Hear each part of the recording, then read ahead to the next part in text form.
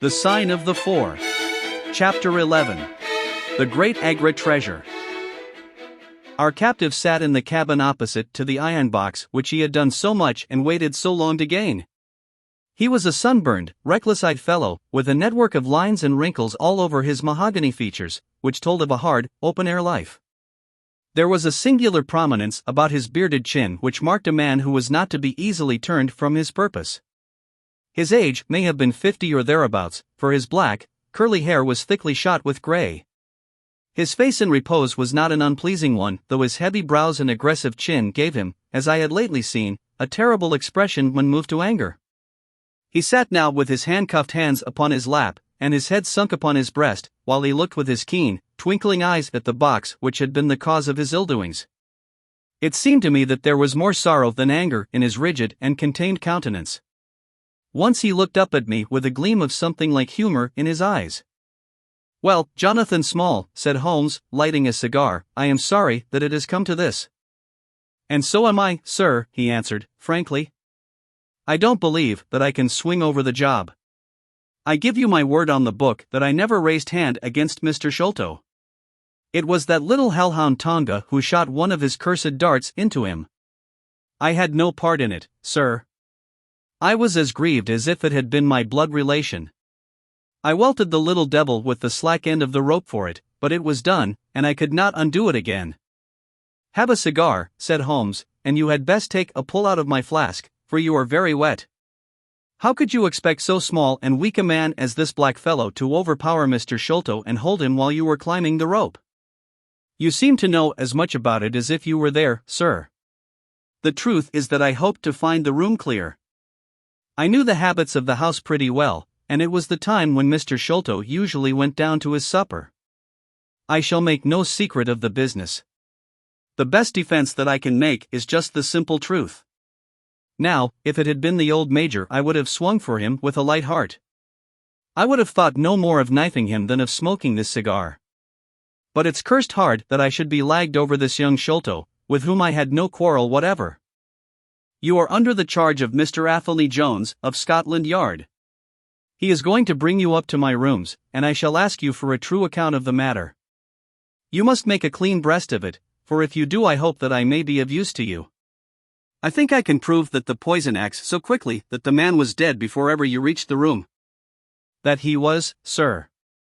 I never got such a turn in my life as when I saw him grinning at me with his head on his shoulder as I climbed through the window. It fairly shook me, sir. I'd have half killed Tonga for it if he had not scrambled off. That was how he came to leave his club, and some of his darts too, as he tells me, which I dare say helped to put you on our track, though how you kept on it is more than I can tell. I don't feel no malice against you for it. But it does seem a queer thing," he added, with a bitter smile, "that I who have a fair claim to nigh upon $500,000 of money should spend the first half of my life building a breakwater in the Andamans, and am like to spend the other half digging drains at Dartmoor. It was an evil day for me when first I clapped eyes upon the merchant Achmet and had to do with the Agra treasure, which never brought anything but a curse yet upon the man who owned it. To him it brought murder, to Major Sholto it brought fear and guilt, to me it has meant slavery for life." At this moment Athelney Jones thrust his broad face and heavy shoulders into the tiny cabin. "Quite a family party," he remarked. "I think I shall have a pull at that flask, Holmes. Well, I think we may all congratulate each other. Pity we didn't take the other alive, but there was no choice. I say, Holmes, you must confess that you cut it rather fine. It was all we could do to overhaul her." "All is well that ends well," said Holmes. "But I certainly did not know that the Aurora was such a clipper. Smith says she is one of the fastest launches on the river, and that if he had had another man to help him with the engines we should never have caught her. He swears he knew nothing of this Norwood business." "Neither he did," cried our prisoner, "not a word. I chose his launch because I heard that she was a flyer. We told him nothing, but we paid him well, and he was to get something handsome if we reached our vessel, the Esmeralda, at Gravesend, outward bound for the Brazils. Well, if he has done no wrong we shall see that no wrong comes to him. If we are pretty quick in catching our men, we are not so quick in condemning them." It was amusing to notice how the consequential Jones was already beginning to give himself airs on the strength of the capture. From the slight smile which played over Sherlock Holmes's face, I could see that the speech had not been lost upon him. "We will be at Vauxhall Bridge presently," said Jones, "and shall land you, Dr. Watson, with the treasure box. I need hardly tell you that I am taking a very grave responsibility upon myself in doing this. It is most irregular, but of course an agreement is an agreement. I must, however, as a matter of duty, send an inspector with you, since you have so valuable a charge." "You will drive, no doubt?" "Yes, I shall drive. It is a pity there is no key, that we may make an inventory first." "You will have to break it open." "Where is the key, my man?" "At the bottom of the river," said Small, shortly. "Hum. There was no use your giving this unnecessary trouble. We have had work enough already through you. However, Doctor, I need not warn you to be careful. Bring the box back with you to the Baker Street rooms. You will find us there, on our way to the station." They landed me at Vauxhall, with my heavy iron box, and with a bluff, genial inspector as my companion. A quarter of an hour's drive brought us to Mrs. Cecil Forrester's. The servants seemed surprised at so late a visitor. Mrs. Cecil Forrester was out for the evening, she explained, and likely to be very late. Miss Morstan, however, was in the drawing-room, so to the drawing-room I went, box in hand, leaving the obliging inspector in the cab.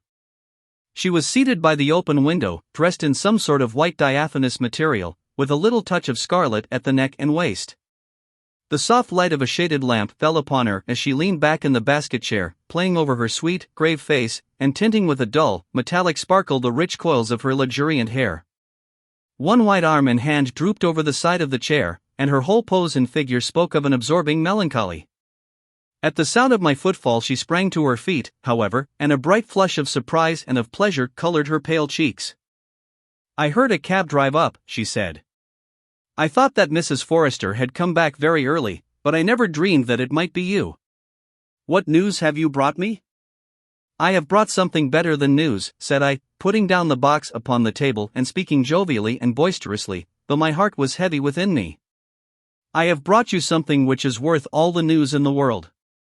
I have brought you a fortune." She glanced at the iron box.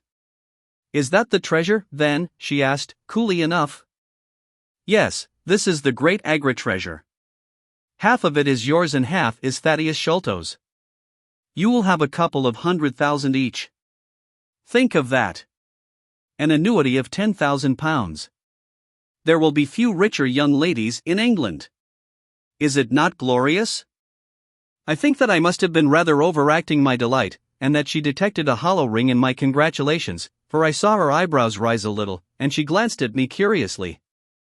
"If I have it," said she, "I owe it to you." "No, no," I answered, "not to me, but to my friend Sherlock Holmes. With all the will in the world, I could never have followed up a clue which has taxed even his analytical genius. As it was, we very nearly lost it at the last moment."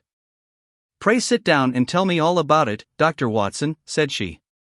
I narrated briefly what had occurred since I had seen her last, Holmes's new method of search, the discovery of the Aurora, the appearance of Athelney Jones, our expedition in the evening, and the wild chase down the Thames. She listened with parted lips and shining eyes to my recital of our adventures.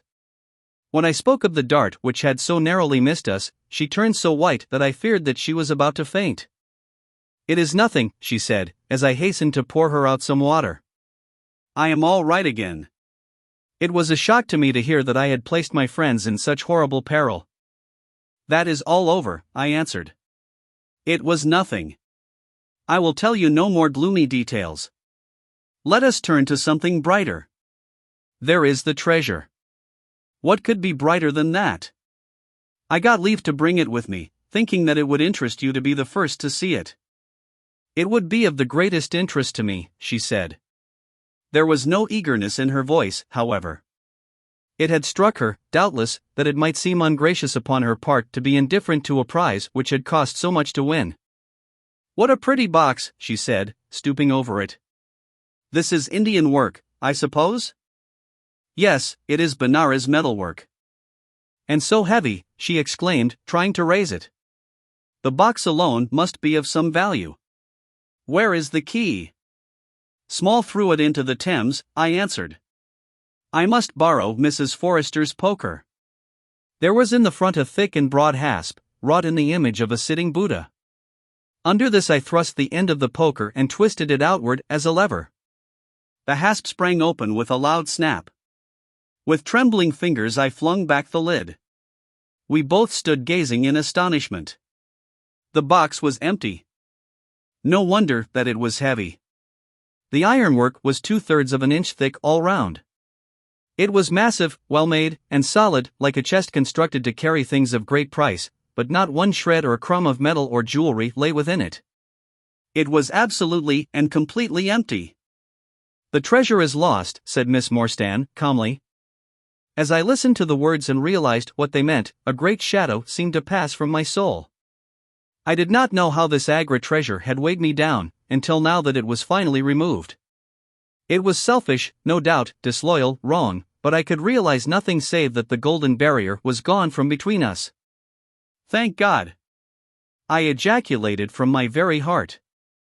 She looked at me with a quick, questioning smile. Why do you say that? She asked. Because you are within my reach again, I said, taking her hand. She did not withdraw it. Because I love you, Mary, as truly as ever a man loved a woman. Because this treasure, these riches, sealed my lips. Now that they are gone I can tell you how I love you. That is why I said, thank God. Then I say, thank God, too, she whispered, as I drew her to my side. Whoever had lost a treasure, I knew that night that I had gained one.